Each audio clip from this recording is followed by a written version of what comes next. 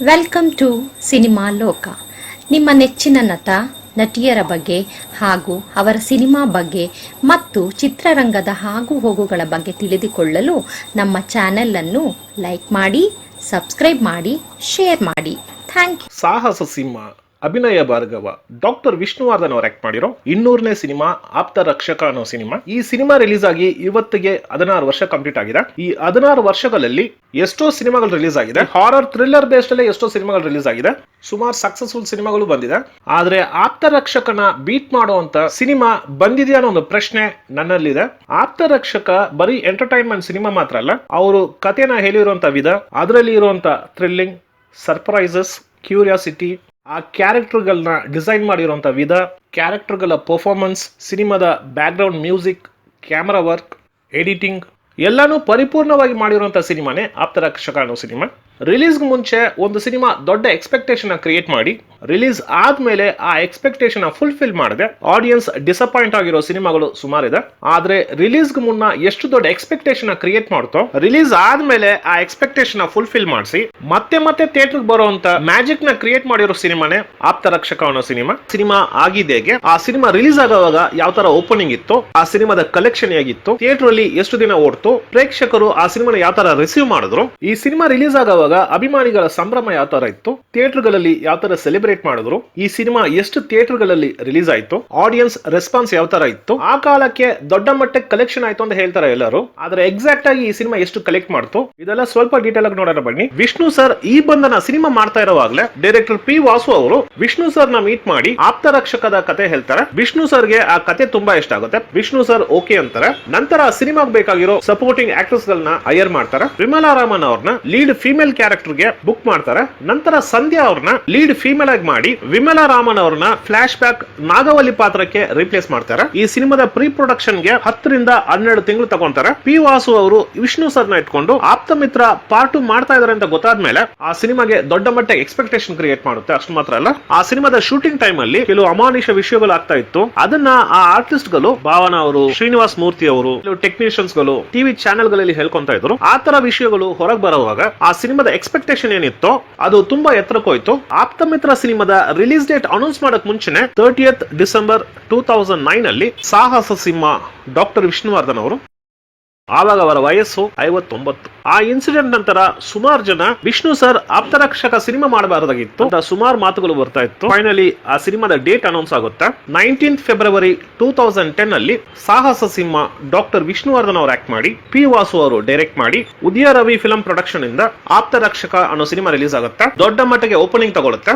ಆ cinema release ಆಗಕ್ ಮುಂಚೆನೆ ಸುಮಾರು ಥಿಯೇಟರ್ ಅಡ್ವಾನ್ಸ್ ಬುಕಿಂಗ್ ಅಲ್ಲಿ 4 ದಿನಕ್ಕೆ ಟಿಕೆಟ್ಸ್ ಬುಕ್ ಆಗಿರುತ್ತೆ. ಬ್ಯಾಂಗ್ಳೂರಲ್ಲಿ ಮಾತ್ರ 33 ರಿಂದ 35 ಥಿಯೇಟರ್ಗಳಲ್ಲಿ ರಿಲೀಸ್ ಮಾಡ್ತಾರೆ. ಆಲ್ ಓವರ್ ಕರ್ನಾಟಕ 93 ಥಿಯೇಟರ್ಗಳಲ್ಲಿ ರಿಲೀಸ್ ಮಾಡಿರ್ತಾರೆ. ಈ ಸಿನಿಮಾದ ವಿಶೇಷತೆ ಏನಂದ್ರೆ ರಿಲೀಸ್ ಆಗಿರೋ 90% ಥಿಯೇಟರ್ಗಳಲ್ಲಿ ಡೈಲಿ 4 ಶೋ ಇರುತ್ತೆ. 8 ರಿಂದ 10% ಮಾತ್ರ 3 ಶೋಸ್ ಇರುತ್ತೆ.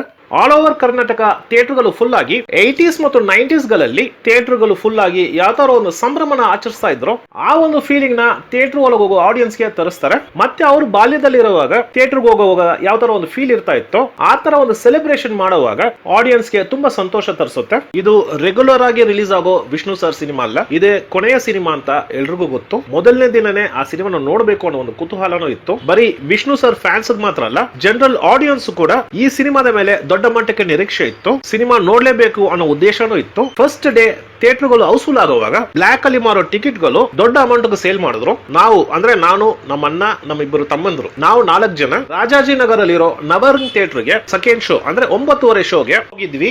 ಅಲ್ಲಿ ಒಂದು ಟಿಕೆಟ್ 900 ರೂಪಾಯಿ ಸೇಲ್ ಮಾಡ್ತಾ ಇದ್ರು. ನಾವು ಅಷ್ಟು ದುಡ್ಡಿಗೆ ಸೇಲ್ ಆಗುತ್ತೆ ಅಂತ ಅನ್ಕೊಂಡಿರ್ಲಿಲ್ಲ. ನಮ್ಮ ಹತ್ರ 2000 ರೂಪಾಯಿ ಇತ್ತು. ನಾವು ಅನ್ಕೊಂಡಿದ್ವಿ ಏನಂದ್ರೆ ಟಿಕೆಟ್ ರೇಟ್ 150 ರೂಪಾಯಿ ಇದೆ, ಅಮ್ಮಮ್ಮ ಅಂದ್ರೆ 200, 250 ಅಥವಾ 300 ಒಳಗೇನೆ ಒಂದು ಟಿಕೆಟ್ ಕಾಸ್ಟ್ ಇರುತ್ತೆ. ಸೊ 4 ಜನಕ್ಕೆ 2000 ರೂಪಾಯಿ ಸಾಕಾಗುತ್ತೆ ಅಂತಾನೆ ನಾವು ಅನ್ಕೊಂಡಿದ್ವಿ. ಆದ್ರೆ ಅಲ್ಲಿ ಒಂದು ಟಿಕೆಟ್ 900 ರೂಪಾಯಿ ಹೇಳಿದ್ರು. ಅಲ್ಲೇ ಪಕ್ಕದಲ್ಲಿರೋ HDFC ಬ್ಯಾಂಕ್ ಅಥವಾ ಆಕ್ಸಿಸ್ ಬ್ಯಾಂಕ್ ಗ್ಯಾಪ್ ಇಲ್ಲ, ಅಲ್ಲಿ ATM ಅಲ್ಲಿ, ಆವಾಗ ಈ ಗೂಗಲ್ ಪೇ ಎಲ್ಲ ಇಲ್ಲ, ಅಲ್ಲಿ ATM ಅಲ್ಲಿ ಅಮೌಂಟ್ ಡ್ರಾ ಮಾಡಿ 3600 ರೂಪಾಯಿ ಅವರು ಕೊಟ್ಟು 4 ಟಿಕೆಟ್ ತಗೊಂಡು ಆ ಸಿನಿಮಾನ ನೋಡಿದ್ವಿ. ನಾನ್ ಸೀಟ್ ಪಕ್ಕದಲ್ಲೇ ಒಂದು 2 ಕಾರ್ನರ್ ಸೀಟ್ ಖಾಲಿ ಇತ್ತು. ಸಿನಿಮಾ ಸ್ಟಾರ್ಟ್ ಆಗಿ ವಿಷ್ಣುದಾದ ಇಂಟ್ರೊಡಕ್ಷನ್ ಸಾಂಗ್ ಬರುತ್ತಲ್ಲ, ಚಾಮುಂಡಿ ತಾಯಿ ಆಣೆ ಅನ್ನೋ ಹಾಡು, ಆ ಹಾಡು ಬರ್ತಾ ಇರುವಾಗ ಆ 2 ಸೀಟ್ ಅಲ್ಲಿ ಇಬ್ರು ಬಂದು ಕೂತ್ಕೊಂಡ್ರು. ಇಂಟರ್ವಲ್ ಟೈಮ್ ಅಲ್ಲಿ ನಮ್ಮನ್ನ ಕೇಳಿದ್ರು ಎಷ್ಟು ಕೊಟ್ಟಿದ್ರಿ ಟಿಕೆಟ್ ಅಂತ. ನಾವು ಒಂದು ಟಿಕೆಟ್ ಗೆ 900 ರೂಪಾಯಿ ಅಂತ ಹೇಳಿದ್ವಿ. ಅವ್ರನ್ನ ಕೇಳಿದ್ವಿ ನೀವ್ ಎಷ್ಟು ಕೊಟ್ಟಿದ್ರಿ ಅಂತ. ಅವ್ರು ಹೇಳಿದ್ದು 1300 ರೂಪಾಯಿ. ಸೊ ಜನ ಜಾಸ್ತಿ ಆಗ್ತಾ ಆಗ್ತಾ ಟಿಕೆಟ್ ಗೆ ಡಿಮ್ಯಾಂಡ್ ಆಗ್ತಾ ಆಗ್ತಾ ಆ ಬ್ಲಾಕ್ ಅಲ್ಲಿ ಮಾರೋನು ದುಡ್ಡನ್ನ ಹೆಚ್ಚಿಸ್ತಾ ಹೋಗ್ತಾನೆ ಅಂತ ಕಾಣುತ್ತೆ. ಫಸ್ಟ್ ಡೇ ಅಂದ್ರೆ ಶುಕ್ರವಾರನೇ ಈ ತರ ಇರುವಾಗ ಇನ್ನು ಶನಿವಾರ ಮತ್ತು ಭಾನುವಾರ ಎಷ್ಟು ದೊಡ್ಡ ಅಮೌಂಟ್ ಗೆ ಸೇಲ್ ಆಗಿರ್ಬೋದು. ಆವಾಗ ಪೇಪರ್ ಅಲ್ಲೂ ಬಂದಿತ್ತು ಒಂದು ಟಿಕೆಟ್ 3500 ರೂಪಾಯಿಗೆ ಸೇಲ್ ಆಗಿತ್ತು ಅಂತ. ಕನ್ನಡ ಚಿತ್ರರಂಗದಲ್ಲೇ ಒಂದು ಟಿಕೆಟ್ ನ 3500 ರೂಪಾಯಿಗೆ ಸೇಲ್ ಮಾಡಿರೋ ಮೊದಲನೇ ಕನ್ನಡ ಸಿನಿಮಾ ಆಪ್ತರಕ್ಷಕ ಸಿನಿಮಾ ಆಗಿತ್ತು. ಪಿ ವಾಸು ಅವರ ಡೈರೆಕ್ಷನ್ ಕೆರಿಯರ್ ಅಲ್ಲೇ. ಪಿ ವಾಸು ಅವರ ಡೈರೆಕ್ಷನ್ ಅಲ್ಲಿ ಎಲ್ಲಾ ಸಿನಿಮಾನು ನಾನು ನೋಡಿದೀನಿ, ತಮಿಳಲ್ಲಿ ಆಗ್ಲಿ, ಕನ್ನಡದಲ್ಲಿ ಆಗ್ಲಿ, ತೆಲುಗುನಲ್ಲಿ ಆಪ್ತ ಮಿತ್ರ ಮತ್ತು ಚಂದ್ರಮುಖಿ ಈ ಎರಡು ಸೈಡ್ ಇಟ್ಬಿಡಿ, ಅದನ್ನ ಬಿಟ್ಟು ಅವ್ರ ಫಿಲಂ ಕೆರಿಯರ್ ಅಲ್ಲೇ one of the best screen play ಅಂದ್ರೆ ಆಪ್ತರಕ್ಷಕ ಸಿನಿಮಾನೆ. ಎಷ್ಟು ಅದ್ಭುತವಾಗಿ ಸ್ಕ್ರೀನ್ ಪ್ಲೇ ಮಾಡಿದ್ದಾರೆ ಅಂದ್ರೆ ಫಸ್ಟ್ ಪಾರ್ಟ್ ಅಲ್ಲಿ ಆಪ್ತ ಮಿತ್ರ ಫಿಲಂ ಅಲ್ಲಿ ಸೈಕಾಟ್ರಿಸ್ಟ್ ಡಾಕ್ಟರ್ ವಿಷ್ಣುವರ್ಧನ್ ಅವ್ರನ್ನ ಸೌಂದರ್ಯ ಅವರು ಸಾಯಿಸಕ್ಕೆ ಇಂಟ್ರೆಸ್ಟ್ ತೋರ್ಸಕ್ ಕಾರಣ ಆ ರಾಜನ ಶೂ ಮತ್ತು ವಾಕಿಂಗ್ ಸ್ಟಿಕ್ ಅಲ್ಲಿ ವಿಷ್ಣುವರ್ಧನ್ ಅವ್ರನ್ನ ನೋಡಿದ ತಕ್ಷಣ ಸೌಂದರ್ಯ ಅವ್ರಿಗೆ ರಾಜ ಅಂತ ಅನ್ಕೊಂತಾರೆ ಅಂತ ನಮ್ಗೆ ಪಾರ್ಟ್ 1 ತೋರಿಸಿರ್ತಾರೆ. ಆದ್ರೆ ಅದನ್ನ ಇಲ್ಲಿ ಅವ್ರು ರಿವೀಲ್ ಮಾಡ್ತಾರೆ.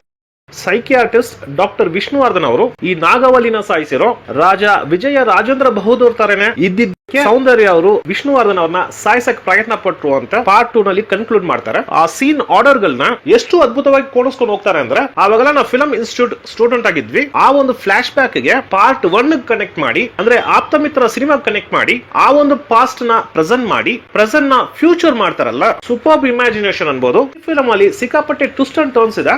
ನಾಗವಲ್ಲಿ ಅಂತ ಒಬ್ಬರನ್ನ ನಂಬಿಸಿ ಅಂತರ ಅವರು ಮೆಂಟಲಿ ಡಿಸ್ಟರ್ಬ್ ಆಗಿದ್ದಾರೆ ಅಂತ ತೋರಿಸಿ ಇನ್ನೊಬ್ಬರ ಮೇಲೆ ನಮ್ಮನ್ನು ಡೈವರ್ಟ್ ಮಾಡಿ ಅಂದ್ರೆ ಭಾವನ ಮೇಲೆ ಅಂತರ ನಾಗವಲ್ಲಿ ಅಟ್ಯಾಕ್ ಮಾಡಿರೋದು ಸಂಧ್ಯಾನ ಅಂತ ರಿವೀಲ್ ಮಾಡ್ತಾರಲ್ಲ, ಫ್ಯಾಂಟಾಸ್ಟಿಕ್ ಅನ್ಬೋದು. ಅದು ಮಾತ್ರ ಅಲ್ಲ, ಈ ಫಿಲಂ ಅಲ್ಲಿ ಆಕ್ಟ್ ಮಾಡಿರೋ ಒಬ್ಬೊಬ್ಬರು ಅವರ ಪಾತ್ರಗಳನ್ನ ಅಷ್ಟು ಅದ್ಭುತವಾಗಿ ಮಾಡಿದ್ದಾರೆ. ಲಕ್ಷ್ಮಿ ಗೋಪಾಲಸ್ವಾಮಿ ಅವರು, ಭಾವನಾ ಅವರು, ಅವಿನಾಶ್ ಅವರು, ವಿನಯ್ ಪ್ರಸಾದ್ ಅವರು, ರಮೇಶ್ ಭಟ್ರು ಡ್ರೈ ಆಗಿ ಹೋಗಬಾರ್ದು ಅಂತ ಕಾಮಿಡಿಗೋಸ್ಕರ ಕೋಮಲ್ ನ ಏರ್ ಮಾಡಿದ್ದಾರೆ. ಕೋಮಲ್ ಅವ್ರ ಪರ್ಫಾರ್ಮೆನ್ಸ್ ಅಂತೂ ಆಡಿಯನ್ಸ್ ನ ರಿಲ್ಯಾಕ್ಸ್ ಮಾಡೋ ಪರ್ಫಾರ್ಮೆನ್ಸ್ ಅದು ಫ್ಯಾಂಟಾಸ್ಟಿಕ್ ಆಗಿ ಮಾಡಿದ್ದಾರೆ. ಈ ಸಿನಿಮಾಗೆ ಮುಖ್ಯವಾದ ಪಾತ್ರ ವಹಿಸಿರೋ ನಾಗವಲ್ಲಿಯಿಂದ ಎಫೆಕ್ಟ್ ಆಗಿರೋ ಸಂಧ್ಯಾ ಅವರು ಮತ್ತು ಫ್ಲಾಶ್ ಬ್ಯಾಕ್ ಅಲ್ಲಿ ನಾಗವಲ್ಲಿ ಕ್ಯಾರೆಕ್ಟರ್ ಮಾಡಿರೋ ವಿಮಲಾ ರಾಮನ್ ಅವರು ಇಬ್ರು ತುಂಬಾ ಅದ್ಭುತವಾಗಿ ಮಾಡಿದ್ದಾರೆ. ಎಲ್ಲದಕ್ಕಿಂತ ಮೇಲೆ ಎರಡು ಡಿಫರೆಂಟ್ ಪಾತ್ರದಲ್ಲಿ ಕಾಣಿಸ್ಕೊಂಡು ಆ ಪಾತ್ರನ ತನ್ನ body language, face expression, voice modulation, mannerism ಒಂದು ಕ್ಯಾರೆಕ್ಟರ್ ನ ಎನ್ಹಾನ್ಸ್ ಮಾಡಕ್ಕೆ ಏನೆಲ್ಲ ಬೇಕೋ ಆ ಎಫರ್ಟ್ಸ್ ಎಲ್ಲ ಹಾಕಿ ಆ ಕ್ಯಾರೆಕ್ಟರ್ ಗೆ ಮೆರುಗು ನೀಡಿದವರು ಸಾಹಸ ಸಿಂಹ ಡಾಕ್ಟರ್ ವಿಷ್ಣುವರ್ಧನ್ ಅವರು. ಅದರಲ್ಲೂ ವಿಜಯ ರಾಜೇಂದ್ರ ಬಹದ್ದೂರ್ ಪಾತ್ರದಲ್ಲಿ ಆ ಗೆಟಪ್ ಏನಿದೆಯೋ ಆ ರಾಜನ ಡ್ರೆಸ್ ಹಾಕೊಂಡು ನಡ್ಕೊಂಡು ಹೋಗೋದು, ತಿರುಗಿ ನೋಡೋದು, ಹೌಲ ಹೌಲ ಅನ್ನೋದು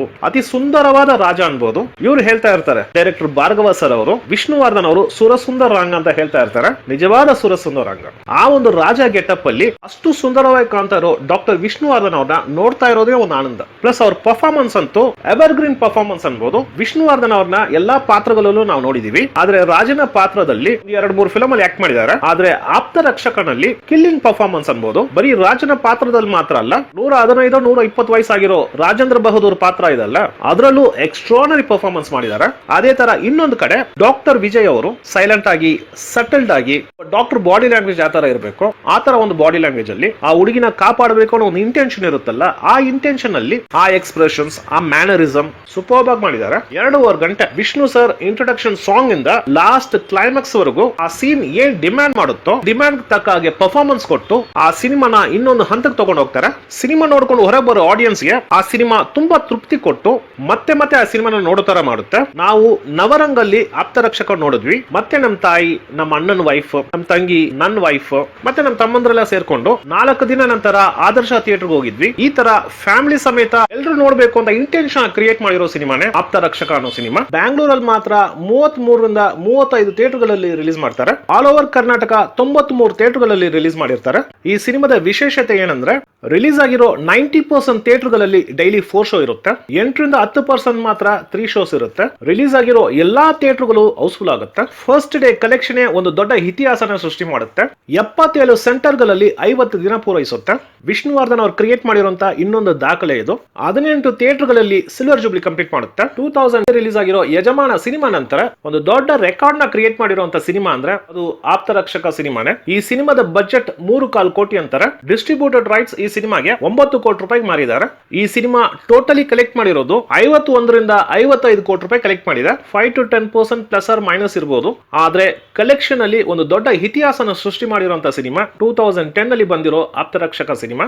50-55 ಕೋಟಿ ಅನ್ನೋದು ಸಣ್ಣ ಅಮೌಂಟ್ ಅಲ್ಲ. ಅದು 2010 ನಲ್ಲಿ 55 ಕೋಟಿ ಅನ್ನೋದು it is a very big amount. Plus ಈ ಸಿನಿಮಾದ ಸ್ಯಾಟಲೈಟ್ ರೈಟ್ಸ್ ನ ಕನ್ನಡ ಮತ್ತು ತೆಲುಗು ಸುವರ್ಣ ಚಾನೆಲ್ ಮಾರ್ತಾರೆ. ಅದೇ ತರ ಬೆಂಗಾಲಿ ಸ್ಯಾಟಲೈಟ್ ರೈಟ್ಸ್ ನ ಜಿ ಟಿವಿ ಅವ್ರು ತಗೊಂಡ್ರೆ, ಹಿಂದಿ ಸ್ಯಾಟಲೈಟ್ ರೈಟ್ಸ್ ನ ಯು ಟಿವಿ ಅವ್ರು ತಗೊಂತಾರೆ, ತೆಲುಗು ಸ್ಯಾಟಲೈಟ್ ರೈಟ್ಸ್ ನ ಮಾ ಟಿವಿ ಅವ್ರು ತಗೊಂತಾರೆ. ಈ ಸ್ಯಾಟಲೈಟ್ ರೈಟ್ಸ್ ನಲ್ಲೇ ಆ ಸಿನಿಮಾದ ಪ್ರೊಡ್ಯೂಸರ್ಗೆ ದೊಡ್ಡ ಲಾಭ ಸಿಗುತ್ತೆ. ಆಪ್ತರಕ್ಷಕ ಸಿನಿಮಾದ producers, distributors, executors, theatre owners ಅಂತ ಯಾರೆಲ್ಲ ಈ ಸಿನಿಮಾನ ತಗೊಂಡ್ರೋ ಅವ್ರಿಗೆಲ್ಲ ಒಂದು ದೊಡ್ಡ ಲಾಭ ಕೊಟ್ಟಿರುವಂತ ಸಿನಿಮಾನೇ ಸಾಹಸ ಸಿಂಹ, ಡಾಕ್ಟರ್ ವಿಷ್ಣುವರ್ಧನ್ ಅವರು ಆಕ್ಟ್ ಮಾಡಿರೋ ಆಪ್ತರಕ್ಷಕ ಅನ್ನೋ ಸಿನಿಮಾ.